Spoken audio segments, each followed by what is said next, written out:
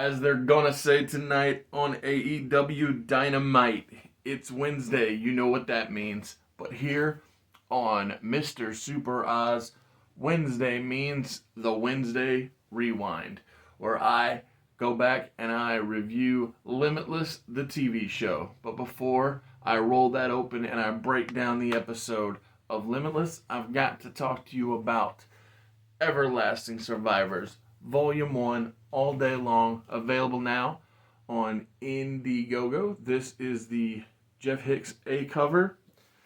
This is the Nick Crook B cover. There are posters and hats and shirts. There are 3 other cover options. There is a link to the Indiegogo campaign in the description of this video. So click that description, back the campaign now, help push it over the top, raise as much money as possible so that we can get volume 2 and 3 and we can get origin stories and spin-offs and all the good stuff. Thank you. Here comes the open. Enjoy the review of Limitless.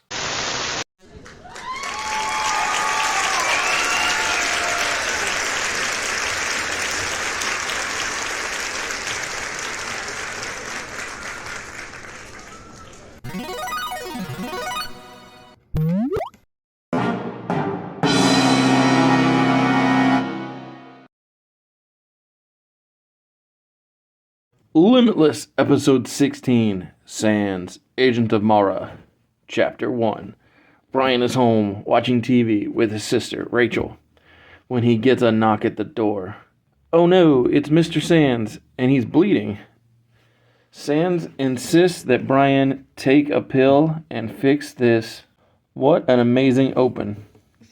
Brian is telling his sister that Sans is an undercover FBI agent, which is why he can't go to the hospital or to the FBI headquarters because he's in too deep. Which I think is funny because last episode was called Undercover. So it's as if Brian is using his newly acquired knowledge to, well, lie to his sister. Brian has the idea for Rachel to take a pizza cutter he borrowed from his neighbor back to her and ask her for her sewing kit. That or apply pressure to Sans' wound, which she chooses not to do and goes to the neighbors. Brian is able to sew up Sans, but as soon as he stands, he falls down. Brian must stab Sans to help him breathe. This is super nuts stuff going on. Sans needs Brian to come with him. Brian asks 3 things of Rachel. Please don't tell anyone about this. Don't ask 100 questions that I know are running through your head. And tidy up the place if you would. This is such freaking good writing in this first chapter, in this establishing part of the episode. It just feels awesome. Chapter 2 of Limitless, Episode 16, Sans, Agent of Morra. Remember me saying in an earlier episode that I've never found female body inspector FBI shirts to be funny? Well, since Sans was so messed up, he needed to use Brian's clothing, and I didn't laugh, but I did find it amusing that the shirt Sans has on is Finch's FBI shirt, and so this may be the first time that I've thought it was something more than stupidity, and it's just because of the clash between the shirt and the character. Rebecca Harris calls Brian's cell phone, and he asks Sans, "What do you want me to tell her?" And Sans takes Brian's phone and throws it out the car window. Harris is the least of your concerns, according to Sans. Sans tells Finch to tell the FBI that he got mugged.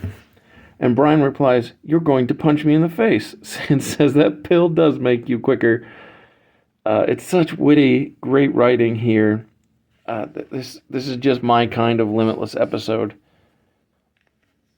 It is Rebecca's birthday, and Boyle gives her a cupcake, but Harris is in no mood for celebrating, or because the team is late working in the office on a kidnapping case. The kid who was taken is a diabetic, so the FBI are not only worried about him being taken, but also his health. Back to Brian and Sans. Brian is visualizing Sans' life in comic book form. Sands was in a punk band before joining the spy game, and after becoming a spy, Sands was a part of a 5-man elite super gun for hire type of team. Brian is so inquisitive about Sands' past, but he's only sharing very little. Brian is trying to hack a laptop that Sands gave him, but since he knows nothing about the person, and he's struggling, and as Brian has told us many times, hacking is boring. So Brian has us watch a video of a perpetual dog, so the dog just keeps reappearing on over and over. Harris and Boy are going over what they know about the kidnapping case. When the parents arrive, Naz tells them that the kidnappers have given demands.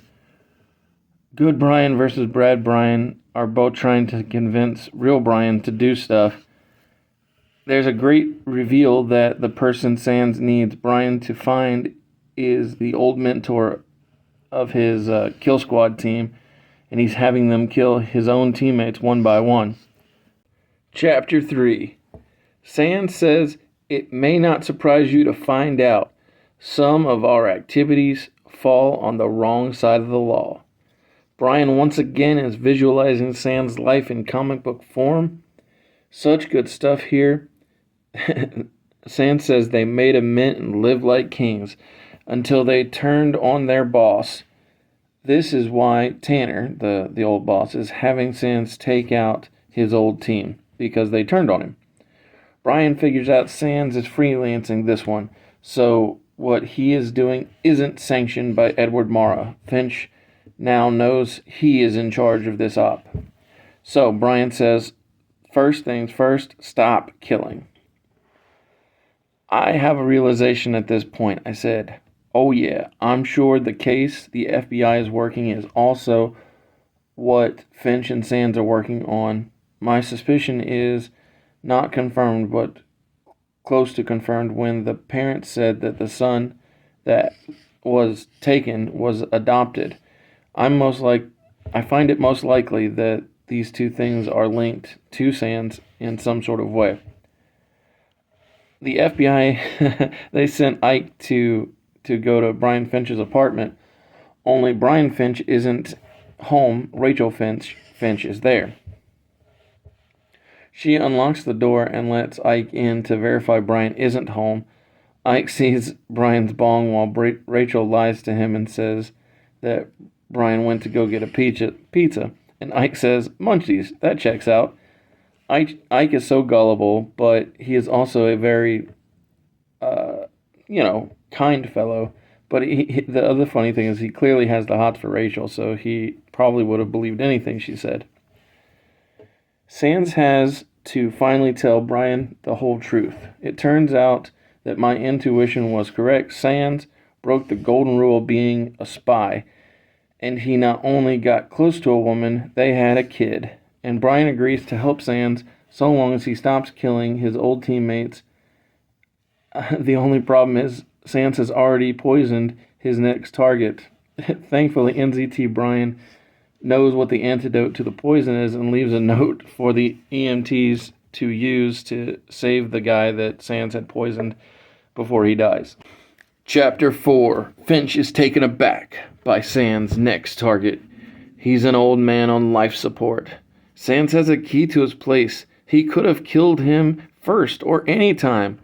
Brian is so confused by what Jared Sands has been up to. Why did Jared save him for last? But this dude, he's the one who kept Sands' son safe and got him adopted. Of course Sands doesn't want to kill him. Learning Sands' backstory has been super fun. This same old man who got Sands' son adopted and in a good place is the same person who got Sands the job with Senator Morra. Harris and Boyle have a lead on the kidnapped kid. Harris is worried about Finch, but Boyle believes he's fine and keeps cracking jokes about how that, Finch is a grown man, but, acts like a kid, basically. Things get real serious when Harris explains to Boyle why she hates her birthday. It's some real heavy stuff. When her dad was getting clean and off of drugs, he promised her that he'd celebrate her birthday. When he didn't come, she wished he'd die, only to find out that he was already been killed weeks prior, and that's why that he didn't make it to celebrate her birthday. Back to Finch and Sands, Brian found a key and tells Jared it opens a safety deposit box at a bank nearby.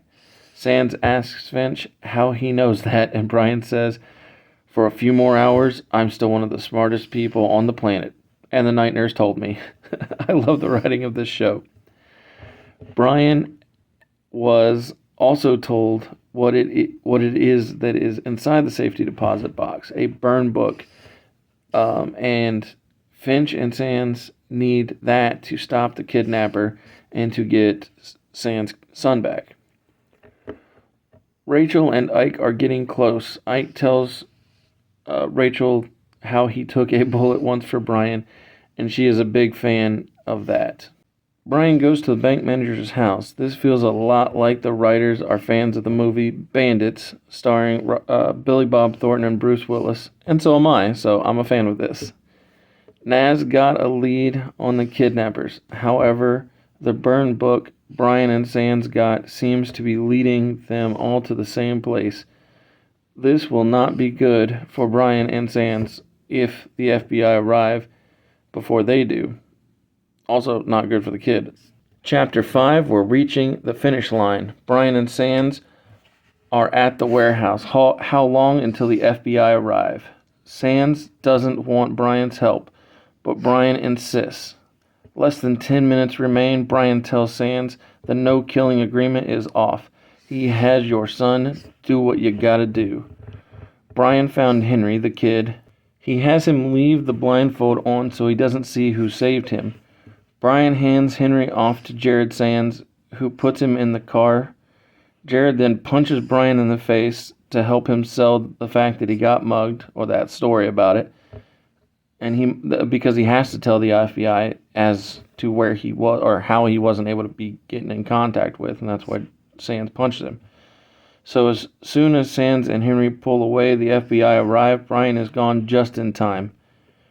So that's, everything worked out for Sands and Brian, although, Brian's got a black eye out of the deal. Later on, Brian brings Rebecca a birthday present and explains his fake mugging story. We're reminded that Sands had Harris's place bugged as the shop pulls out and reveals Jared is spying on them both. When Brian returns home, he sees his sister is wearing only Ike's shirt and Ike is wearing Rachel's shirt. Brian freaks out and tells them to burn the sheets. Rachel stands up for Jason, says he took a bullet for you. Brian tells her that that's a stretch and that if this is going to be a thing, call him Ike. To me, this is a 5 out of 5 episode. It's got great drama and humor, and it's so much freaking fun. We get one final scene where Brian figures out that Morra did get rid of the street NZT and that Sands killed Rebecca's father. What a great ending to keep everybody wanting to come back for this awesome show. And speaking of coming back, come back this Friday when I give an update on my Indiegogo campaign for Everlasting Survivors Volume 1, the relaunch. Come back on Monday for current critique of Creed 3, and come back next Wednesday as we continue down Limitless episode 17. Later.